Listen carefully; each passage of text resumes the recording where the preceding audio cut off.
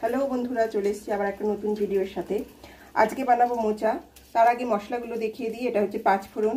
ফোড়নে লাগবে 5 ফোড়ন, শুকনো লঙ্কা, তেজপাতা আর একটু হিং। আমি একটু হিং ব্যবহার করি মোচাতে। আর তার সঙ্গে লাগছে আদা বাটা আর ধনে গুঁড়ো, জিরে গুঁড়ো, সামান্যতম লঙ্কার গুঁড়ো একটু রঙের জন্যে, কালারের জন্যে, আর হলুদ। আমি মোচাতে কোনো কাঁচা লঙ্কা বা ঝাল জাতীয় জিনিস ব্যবহার করি না।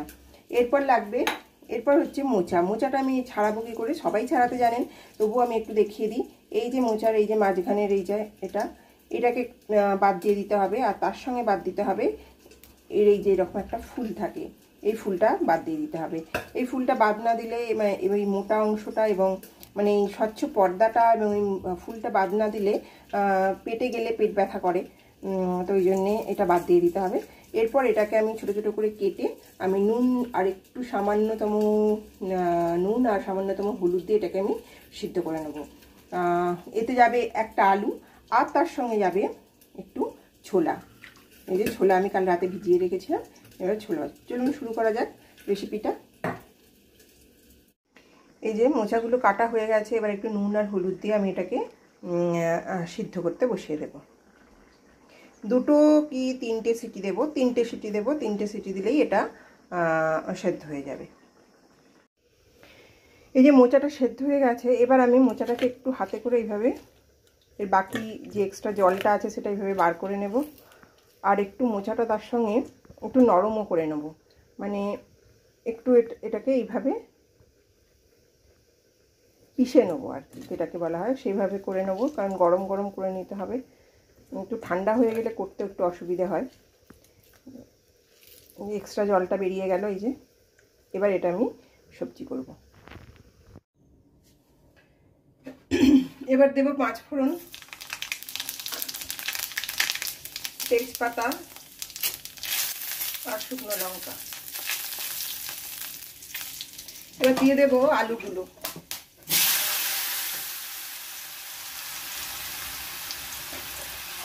এটা আছে একটা আলুর হাফ।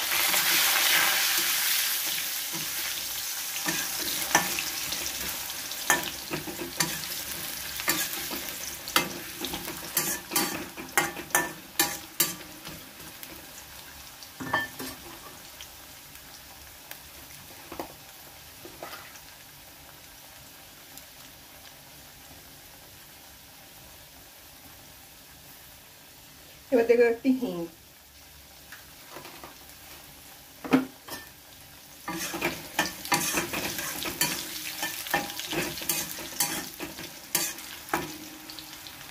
হিংটার একটু গন্ধ বেরিয়ে গেলে এবার দিয়ে দেবো আদা বাটাটা আর যে মশলাগুলো আমি রেডি করেছিলাম, ধনে, জিরে, হলুদ, শুকনো লঙ্কা, সেগুলো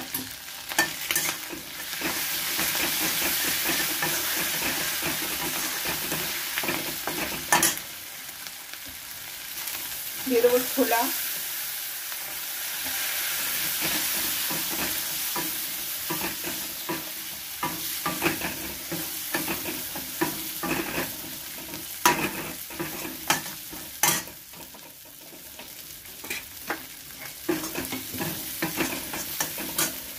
একটু ভালো করে কষিয়ে নিয়ে এরপর আমি দিয়ে দেবো এতে মোচাটা দিয়ে দেবো।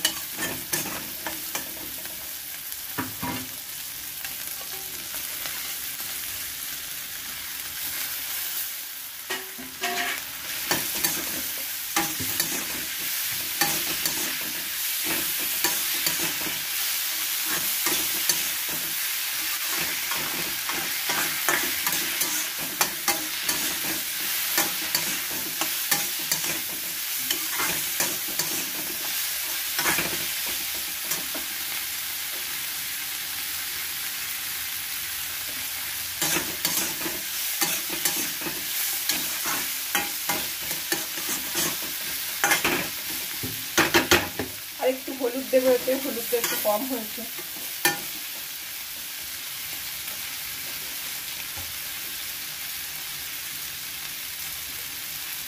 আর তার সাথে দেবো নুন। নুনটা বুঝে দিতে হবে, কারণ নুনেতে আমি সেদ্ধ করার সময় নুন দিয়েছিলাম, নুনটা একটু বুঝে দিতে হবে। এখন অল্পই দিলাম, পরে যখন সিদ্ধ হওয়ার পর দেখবো যদি লাগে তখন আবার দেবো।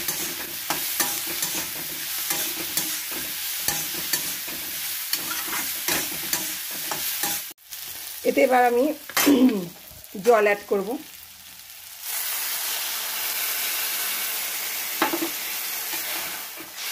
জল অ্যাড করে একটু আলুগুলো যতক্ষণ না সিদ্ধ হয় ততক্ষণ পর্যন্ত এটা আমি কভার দিয়ে রাখবো।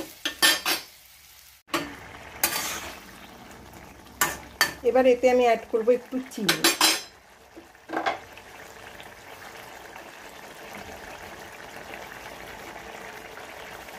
যে যেরকম মিষ্টি খেতে পছন্দ করেন সে সেরকম চিনি অ্যাড করবেন। তবে চিনি হালকা অ্যাড করতেই হয়, নাহলে এর স্বাদ হয় না। আমি একটু বেশি ইউজ করি, আমার ভালো লাগে মোচাতে একটু চিনি, মানে একটু মিষ্টি মিষ্টি।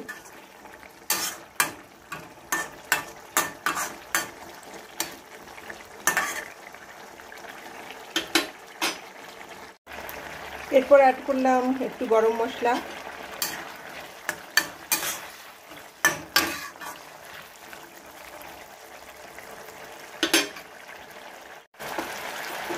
এটা নামানোর সময় হয়ে গেছে। এরপর একটু ঘি অ্যাড করব আর এটা নামিয়ে নেব। এটা অবশ্যই আমার ঘরে তৈরি ঘি।